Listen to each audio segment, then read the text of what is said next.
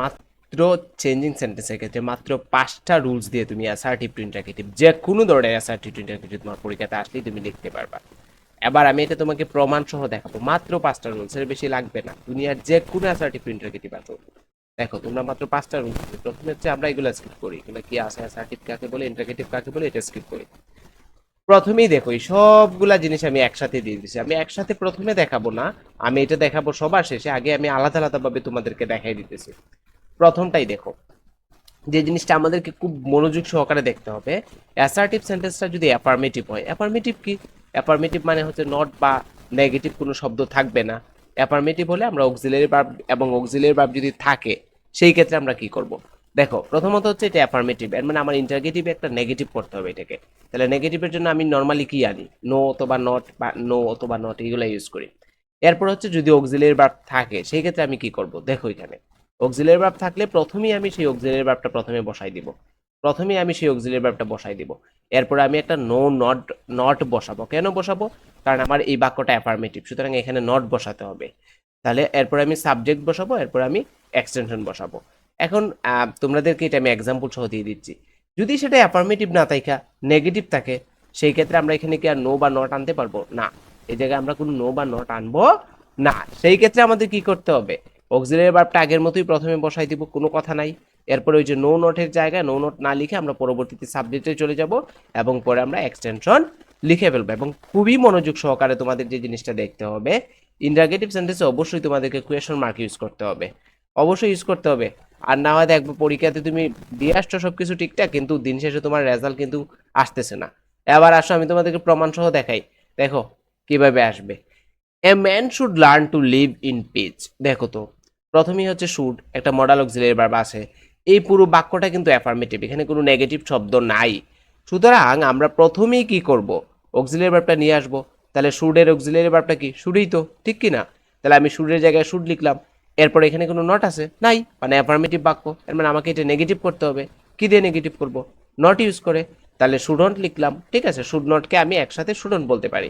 এরপর এখানে কে আছে, এই যে সাবজেক্ট। এমএন কেন সাবজেক্ট, কারণ অক্সিলারি ভার্বের আগে আছে, এটা তো সাবজেক্টই থাকবে, ঠিকই না? সো এই সাবজেক্টটা আমি ঠিক অক্সিলারি ভার্বের পরে বসাই দিলাম। তাহলে শুডন্ট এমএন, এরপরে এক্সটেনশন বাকি যতটুকু থাকবে সব তুমি তোমার মতো করে বসাই দিবা, কোনো চিন্তা নাই, যাই থাকুক যাই থাকুক। তাহলে a man learn to live in peace হয়েছে। এবং খুবই মনোযোগ সহকারে আবারও বলতেছি, কোয়েশ্চন মার্ক আমাদেরকে ইউজ করতে হবে। এবার বুঝাইতে পারছি, সবগুলা একই ধরনের হবে। দেখো এখানে এখানে ইজ আছে, পুরো বাক্যে কোনো নেগেটিভ শব্দ নাই, সুতরাং এখানে আমার নেগেটিভ একটা আনতে হবে, নট। তাহলে আমি এখানে কি লিখতে পারি, ইজন্ট লিখতে পারি, সাবজেক্ট লিখতে পারি, বাকি যা আছে সব লিখে দিলাম। সহজ কথা তো, কোনো সমস্যা নাই। এই যে দেখো, internet is a computer based, এটাও সেম। এই যে রেনলেস উইন্টার ডাজ নট, এই যে দেখো এখানে ডাজ নট আছে, তাহলে আমি শুরুতেই ডাজ নিয়ে আসবো, শুরুতেই ডাজ আনবো, অক্সিলারি ভার্বটা আনবো, আমি নটটারে রাখবো না, নট তুলে ফেলবো এখানে না। তাহলে এখানে আমি নট তুললে এখানে এরপর আমি ভার্ব সাবজেক্ট লিখবো, সাবজেক্ট কি আছে এখানে, রেনলেস। ওকে, তাহলে ডাজ রেনলেস লিখলাম। এর বাকি যা আসছে তা আমি দিয়ে দিলাম। একই ধরনের কতগুলা দেখাবো তোমাদের, দেখো অনেক আছে। এবার আসো 2 নম্বর কথায়। 2 নম্বর যে রুল সেটা কি, প্রথমত হচ্ছে অ্যাফার্মেটিভ থাকবে আগের মতো, থাকলে আমাকে নোট বসাতে হবে। এবং অক্সিলারি ভার্ব যদি না থাকে, এই একটা জিনিস তোমরা মাথায় রাখো, অক্সিলারি ভার্ব থাকে না কোন টেন্সে জানো, দুনিয়ার সব টেন্সে অক্সিলারি ভার্ব থাকে, শুধু V1 এবং আমি যদি V1টা লিখি এবং V2টা লিখি সেই ক্ষেত্রে আমাদের কোনো অক্সিলারি ভার্ব থাকে না, V1 এবং V2-র ক্ষেত্রে। সো এই V1টা কেমন কেমন হইতে পারে, এই V1 এর ক্ষেত্রে অক্সিলারি ভার্ব আসবে আমার ডু অথবা ডাজ, কথা আমার বুঝতেছো, ডু অথবা ডাজ। আর যদি V2 থাকে সেই ক্ষেত্রে অক্সিলারি ভার্বটা আসবে ডিড। আরও তোমাদেরকে সুন্দরভাবে যদি বলি, দেখবা V1টা কিন্তু দুইভাবে থাকে। কিভাবে দুইভাবে থাকে আমি তোমাদেরকে দেখাচ্ছি, দুইভাবে কিভাবে। এক হচ্ছে এটার ক্ষেত্রে এস বা ইয়েস থাকবে, এস বা ইয়েস থাকবে, হ্যাঁ। 2 নম্বর হচ্ছে এস বা ইয়েস, এই যে এই এস বা ইয়েসটা থাকবে না, লেখাটা প্রবলেম হচ্ছে, থাকবে না, ঠিক আছে। যখন এস বাই এস থাকবে না সেই ক্ষেত্রে তুমি কি করবা, এস বাই এস নাই মানে তুমি ডোন্ট ইউজ করবা, এস বাই এস নাই মানে তুমি কি ইউজ করবা, ডোন্ট ইউজ করবা, আমার কথা বুঝছো? এস বাই এস নাই মানে তুমি ডোন্ট ইউজ করবা। আর এস বাই এস যদি থাকে সেই ক্ষেত্রে তুমি ডোন্ট ইউজ করতে পারবে না, ডাজ ইউজ করবা, যদি সেটা V1 হয়, কথা বুঝছো? V1 হলে আর V2 হলে তো ডিড বসাই দিব, এগুলা খুবই সহজ কথা, এগুলা বোঝার কথা। আমার কথা মনে মনে রাখো, মনে রাখো, পরবর্তী এক্সাম্পল এসে কাজে আসবে। তাহলে অ্যাফার্মেটিভ টু, আমরা অ্যাফার্মেটিভ আছে এখানে, এই অ্যাফার্মেটিভ থাকাতে এখানে আমরা একটা ডু নট বা ডাজ নট আনতে হবে। কেন? কারণ আমার কোনো অক্সিলারি ভার্ব নাই। তাহলে আমি ডু নট, ডাজ নট অথবা ডিড নট আনবো, পরে সাবজেক্ট লিখবো, পরে আগের মতো ভার্বের বেস ফ্রম, পরে এক্সটেনশন। এবার যদি সেটা নেগেটিভ থাকে, একই জিনিস, এখানে নেগেটিভ আছে মানে কি আমি ওইখানে কি করতে হবে? এর কোনো নেগেটিভ আনতে হবে না, এর মানে আমাকে নট ইউজ করবো না। ফর এক্সাম্পল দেখো, many people of the flood affected, এখানে কোনো অক্সিলারি ভার্ব নাই। এবার ভার্ব কোন জায়গায়? এটা এফেক্টেড ভার্ব। তাহলে এফেক্টেড যেহেতু ভার্ব, ইডি আছে, ইডি মানে ভি টু। মনে রাখবা ভি টুটাও কিন্তু দুইভাবে থাকে। এক হচ্ছে এটা ইডি যুক্ত থাকে, এক ইডি থাকবে, আর অনেক সময় আবার ইডিটা থাকে না। এই দুইটা জিনিসই হয় কিন্তু ভি টুর ক্ষেত্রে, ইডি থাকবে আর হচ্ছে ইডি থাকবে না, এভাবে হয়। তাহলে এখানে কি আছে দেখো তো, এখানে ইডি আছে তো ইফেক্টেড, এর মানে ইডি আছে মানে ভি টু, এর মানে 100% আমি এখানে অক্সিলারি ভার্ব কি আনবো? ডিড আনবো। এবার এখানে কোনো নট নাই এই বাক্যে, এই বাক্যে যেহেতু কোনো নট নাই, সুতরাং আমাকে এখানে কি লিখতে হবে? এখানে আমাকে ডিডন্ট লিখতে হবে। কথা বুঝতে পারছি তোমাদের? আচ্ছা, সো আমি শুরুতেই ডিডন্ট লিখলাম, ডিডন্ট লিখলাম। এরপর আমার এখানে সাবজেক্ট কি আছে? Many people of the flood.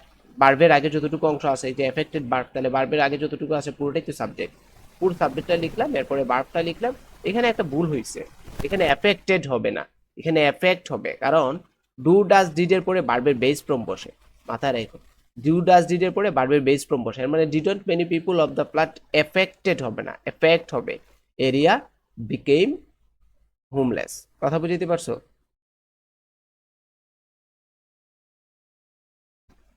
এই এখানে তো ইফেক্টেড বার্ব না, এটা বিকেমটা বার্ব, আমি খেয়াল করি নাই, সরি। সো বিকেমটা verb, okay. Many people of the affected area became homeless, এখানে বিকেমটা বার্ব, মানে যে বিকেম যেহেতু বার্ব, তাহলে এখানে কি হবে? এটাও বিকেমটা কাম হবে, বুঝছো? কারণ বেস ফ্রম হবে, বিকাম বিকেম বিকাম, অর্থাৎ বেস ফ্রম হয়ে যাবে। যেহেতু আমি ডিড অক্সিলারি ভার্ব ইউজ করছি, এখানে আমার বেস ফ্রম হয়ে যাবে। বুঝতে পারছি? আচ্ছা, পরবর্তীটাতে আসো, দেখো হিট ডেস্ট্রয়েস সিভিলাইজেশন, এই যে ভার্ব আমার কি ডেস্ট্রয়েস, এস আছে, এস থাকলে চোখ বন্ধ করে আমি ডাজ আনবো, আর যেহেতু এই পাশে কোনো নেগেটিভ নাই, তাহলে আমি এখানে ডাজ নট লিখবো। তাহলে ডাজন্ট ইট হিস্টোরি অ্যান্ড ডেস্ট্রয়েস কিন্তু আর লিখতে পারবো না, আমাদেরকে তখন ডেস্ট্রয় লিখতে হবে। কি লিখতে হবে? ডেস্ট্রয়, এস বাই এস লিখা যাবে না, বেস ফ্রম লিখতে হবে। কথা আমার বুঝিয়ে পারছি তোমাদের? এই যে দেখো এখানে সৌড আছে, ইডি আছে, এর মানে এখানে কি আসবে? কি আসবে বলো তো? ডিড আসবে।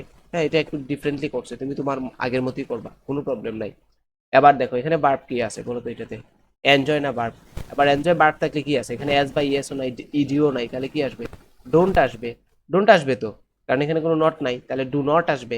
পিপুল অল, বাকি সব ঠিক থাকবে।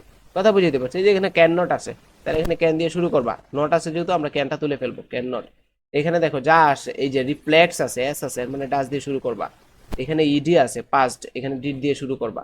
একই ধরনের জিনিস থাকবে, এগুলা কোনো প্রবলেম না, কোনো প্রবলেম না।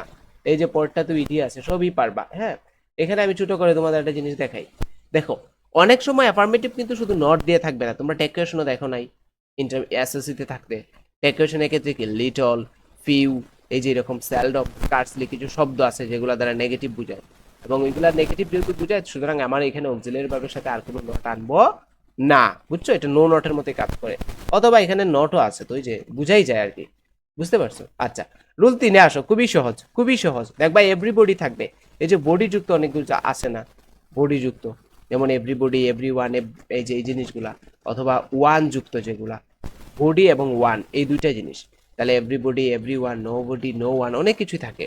এরপর হচ্ছে অল। এইগুলা থাকলে কি দিয়ে শুরু করবা? এগুলা থাকলে শুরুতে আমি হু আনবো, শুরুতে কি আনবো? হু আনবো, মনে থাকবে। এরপরে তুমি অক্সিলারি ভার্ব একটা লিখবা।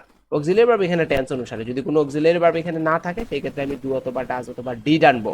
আর যদি থাকে তাহলে তো ওই অক্সিলারি ভার্বটা লিখে ফেলবো। এরপরে বেস ফ্রম, এরপরে এক্সটেনশন। দেখো, এভরিবডি, এভরিওয়ান, ওয়ান্স, এখানে কি আছে? এস আছে, সুতরাং অক্সিলারি ভার্ব নাই মানে আমার এখানে 100% ডাজ আসবে, যেহেতু এস আছে। প্রথমে আজ এভরিবডি এবং এভরিওয়ানের জন্য আমি কি লিখে ফেলবো? আমি হো বসাই ফেলি, প্রবলেম আছে? ওটা বসাবো। এরপরে দেখো তো এখানে কোনো এস বাই এস আছে? নাই। যেহেতু এস বাই এস নাই, তাহলে আমাকে কি বসাতে হবে? ডাজ, সরি কি বলতেছি, এখানে তো এস বাই এস আছে, এর মানে আমাকে কি করতে হবে? ডাজ লিখতে হবে অক্সিলারি ভার্ব হিসেবে। এরপরে এখানে কোনো নট নাই এই বাক্যে, এই বাক্যে কোনো নট নাই, সুতরাং এখানে একটা নট আনতে হবে, বাকি সব ঠিক থাকবে। আর এখানে ওয়ান্স এর এসটা কেটে ফেলবো, কারণ ভার্বের বেস ফর্ম চলে আসবে। এটা কিন্তু রাইট ফর্ম ভার্বের কাজে আসবে, রাইট ফর্ম অফ ভার্বের কাজে আসবে। ডু যদি অক্সিলারি ভার্ব হিসেবে কাজ করে, এরপরে ভার্বের বেস ফর্ম বসে, অর্থাৎ ভার্বের সাথে অতিরিক্ত কোনো কিছু যুক্ত হবে না। এই যে দেখো একই জিনিস, এভরিবডি আছে, ওয়ান্স আছে, এভরিবডির জন্য হো লিখবো, ওয়ান্সের জন্য ডাজ নট লিখবো, এরপরে ওয়ান্ট লিখবো। এই যে নোজ আছে, একই জিনিস। এই যে বিলিভস আছে, এস আছে, একই জিনিস, ডাজ আনবো। নোজ আছে, একই জিনিস, ডাজ আনবো। কথা বুঝছো? এগুলো এত ঝামেলার কোনো কিছু না, বুঝছো? তোমরা পড়লেই পারবা, একবার দুইবার প্র্যাকটিস করবা, কোনো সমস্যা হবে না। এবার আসলে এভরি যদি থাকে তখন তুমি কি করবা? এভরি যুক্ত বাক্য, ওই যে ইজ দেয়ার এনি দিয়ে শুরু করতে পারো। কি দিয়ে শুরু করতে পারো? Is there any. এরপরে তুমি ডব্লিউ ওয়ার্ডটা এইভাবে লিখতে পারো, এটা ইজ দেয়ার এনি অথবা এভরি থাকলে ওই আগের মতো করা যাবে, কোনো সমস্যা নাই। বুঝতে পারছো? আগের মতো করা যায়, তাহলে এটাও করতে পারো, আগের মতোই করতে পারো। ওকে, এবার আসো লাস্ট, একদম শেষ আজকে। নোবডি, নান, নো ওয়ান, এগুলা যদি থাকে ওই একই ধরনের, এভরিবডি নোবডির মতোই হবে, শুধু প্রবলেমটা হচ্ছে এগুলা নেগেটিভ শব্দ, এগুলা নেগেটিভ শব্দ, এগুলো নেগেটিভ শব্দ। নেগেটিভ শব্দ ইউজ করলে আমি হোর পরে নট আনতে পারবো না, আর ওইগুলাতে আমি হোর পরে নট নিয়ে আসছিলাম, কারণ everybody, everyone, nobody, everybody, everyone, এই জিনিসগুলো ছিল অ্যাফার্মেটিভ, সুতরাং ওইখানে আমার ঠিকই নট আনতে হইতেছিল। আর এটা যেহেতু নেগেটিভ, তাহলে আমাকে কি করতে হবে? নট আনা যাবে না এই পাশে। ফর এক্সাম্পল 2 নম্বর এক্সাম্পলটা দেখো, এই যে নো বডি অথবা নান আছে, তাহলে আমি নো বডি অথবা নানের জন্য কি লিখবো? প্রথমে শুরুতেই হো লিখে ফেলি। প্রবলেম আছে, হো লিখলে প্রবলেম নাই। এখানে ক্যান আছে, আমি ক্যান লিখবো। এখানে কিন্তু ক্যান নট লিখবো না, বি কেয়ারফুল, কারণ নোবডির নান কিন্তু নেগেটিভ শব্দ। ওরে বাকি যা আছে তাই একই রেখে দেবো। নোবডি রেসপেক্টস, দেখো এখানে নোবডি রেসপেক্টস আছে, কি আছে? রেসপেক্টস। তাহলে নোবডির জন্য আমি কি লিখবো? হো লিখি। কোনো প্রবলেম আছে আমার? প্রবলেম নাই তো। নোবডির জন্য হো লিখলে কারো প্রবলেম আছে? কোনো প্রবলেম নাই। আর রেসপেক্টস, এটা অনেক সময় এইভাবে লেখা যায়, ও রেসপেক্টস হিম। যদি অক্সিলারি, যদি নট না থাকে সেই ক্ষেত্রে আমরা ডিরেক্ট তোমার এই যে এই অ্যাপোস্ট্রফি কি বলে ডিরেক্ট ভার্বটা লিখতে পারি, অক্সিলারি ভার্ব না এনেও। কথা বুঝতে পারছি? এই হচ্ছে আমাদের আজকের কাহিনী। এটা আমি তোমাদেরকে পিডিএফটা দিয়ে দিব, আমি পিডিএফটা তোমরা পেয়ে যাবা। পিডিএফটা কই পাবা? পিডিএফটা পাবা তোমরা ভিডিওর ডেসক্রিপশনে অথবা পিন কমেন্টে পেয়ে যাবা। ভিডিওর পিন কমেন্টে পেয়ে যাবা। এই যে সব জিনিসগুলো একসাথে সামনে নিয়ে বসবা, মাত্র কয়টা? 5টা রুলস। এই 5টা রুলস একসাথে সামনে নিয়ে বসে তুমি তারপর প্র্যাকটিসে লাগিয়ে দেবা। একটার জন্য তুমি থামবা না, আমি কথা দিচ্ছি তোমাদেরকে, সব পারবা। ঠিক আছে?